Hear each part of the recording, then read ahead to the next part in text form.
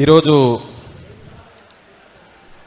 Rayalaseema lift irrigation రాయలసీమకు జరుగుతున్నటువంటి అన్యాయాన్ని ఏ విధంగా వెళ్ళాలి అని చెప్పేసి ముందుకు కార్యాచరణ చేసుకోవడానికి ఇక్కడికి విచ్చేసినటువంటి అనంతపురం జిల్లాకు సంబంధించిన పెద్దలు, వేదిక మీదకు ఉన్నటువంటి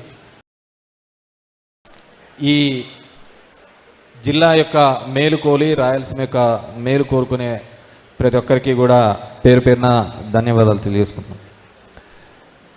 ముఖ్యంగా మన ప్రాంతానికి జరుగుతున్నటువంటి అన్యాయం గురించి, ఏ విధంగా ఇబ్బంది పడుతున్నామనే దాని గురించి, ఈ నీటి మీద మన జీవన ప్రమాణాలు ఏ విధంగా పెరుగుతాయి, ఏ విధంగా ఉంటాయి అనే దానిలకు గతంలో ఇక్కడ ఉన్నటువంటి కరువే దానికి పెద్ద సాక్ష్యం.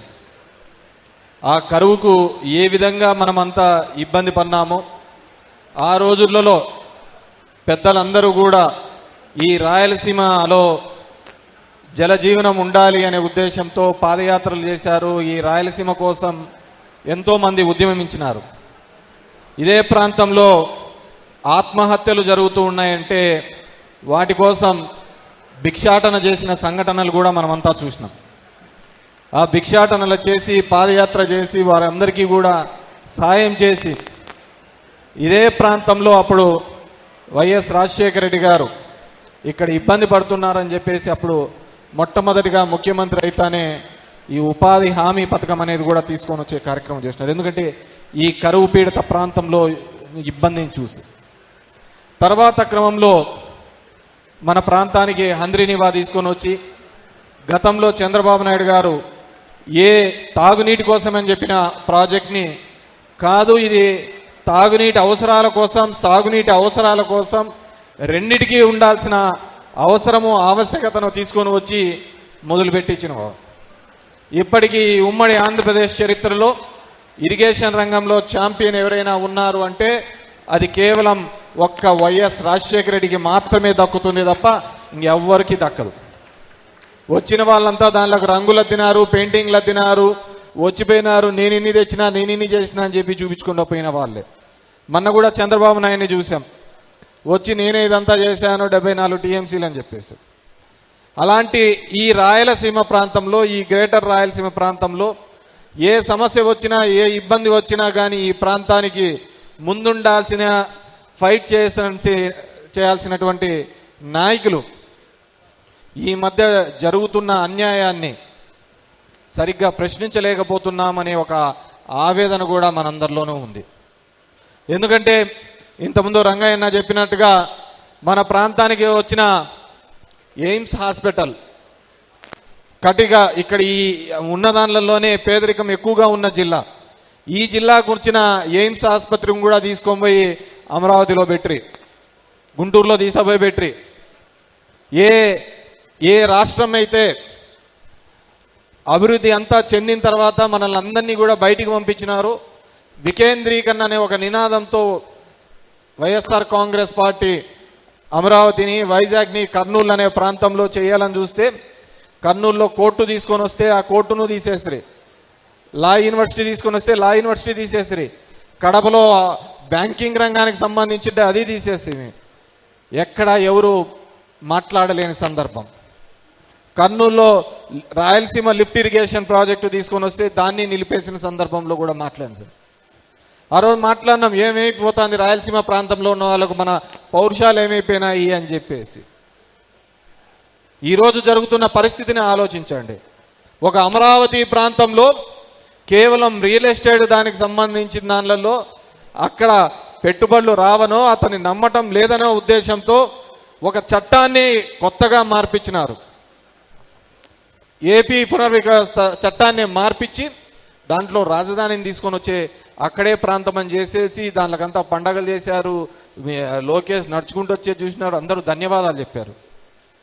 ఈరోజు ఇదే ప్రాంతానికి సంబంధించి ఇక్కడ జీవనం అంతా కూడా ఈ జలంతోనే ముడిపడిందన్న ఈ ప్రాంతంలో రాయలసీమ లిఫ్ట్ లాంటి ఇరిగేషన్ ప్రాజెక్ట్ నిలబెడితే ఒక చిన్న ఎన్జీటీలో క్లియరెన్స్ చేయడానికి ఇదే కూటమి ప్రభుత్వం, ఇదే చంద్రబాబు నాయుడు, ఇదే పవన్ కళ్యాణ్ ఎందుకు ప్రయత్నం చేయటం లేదో నేను అడుగుతున్నాను.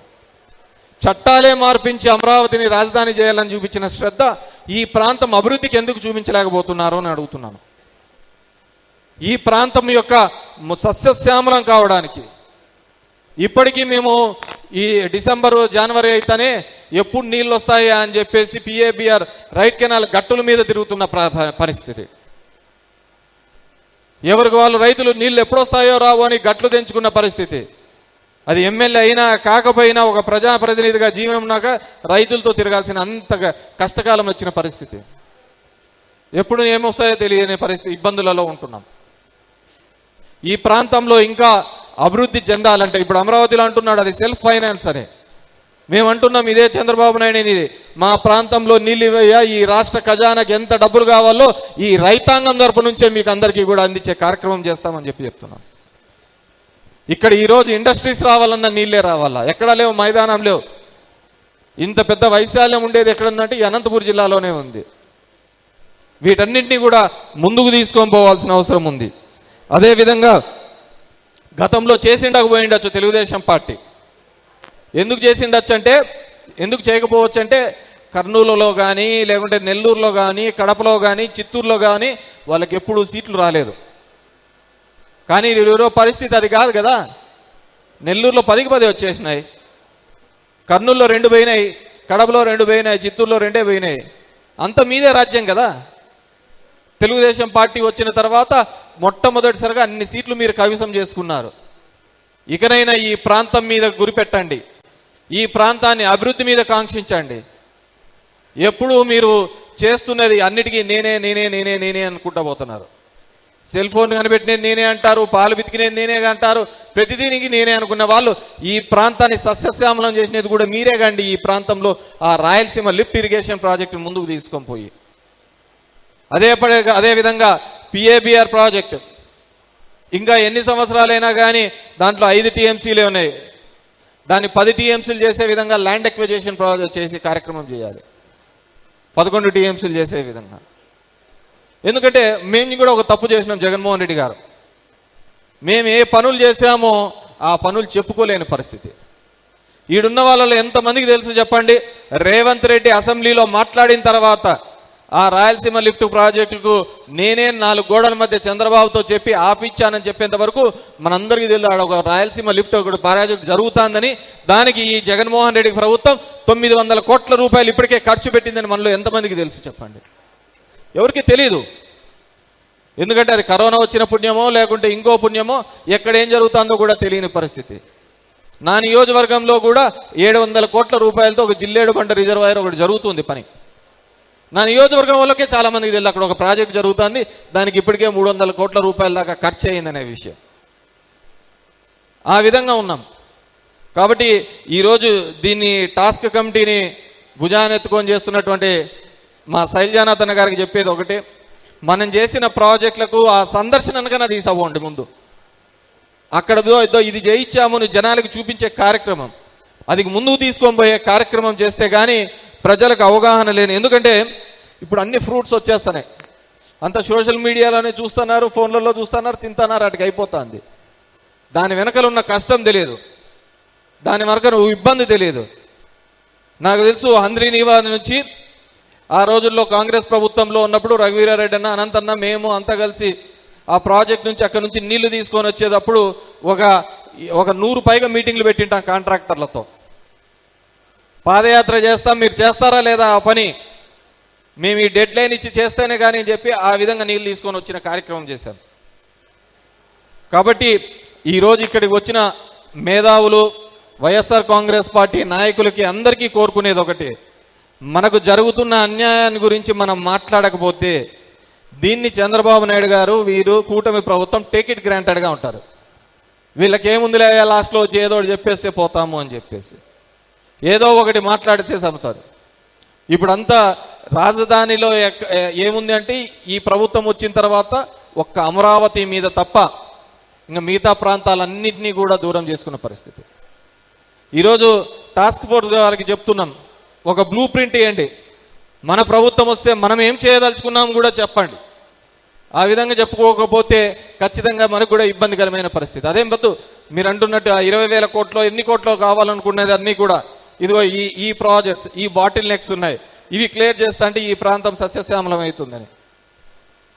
ఇలాంటి ఒక కార్యాచరణతో ముందుకు పోతేనే ఖచ్చితంగా మంచి ఫలితాలు తీసుకొని రావడానికి వీలైతాయని, దానివల్ల జరిగిన నష్టం ఏమిటి, ఏ విధంగా నష్టం అని చెప్పేసి ఆ ఎత్తు పల్లాల గురించి, ఆ మెజర్మెంట్స్ గురించి మేధావులు అందరూ కూడా మాట్లాడినారు.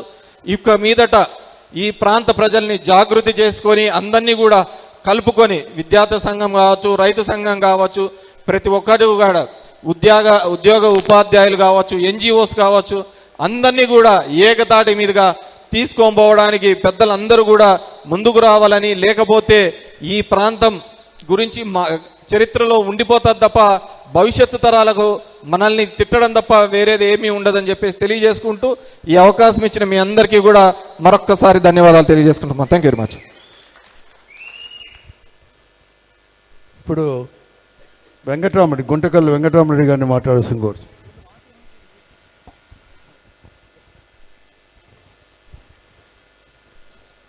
ముందుగా వేదిక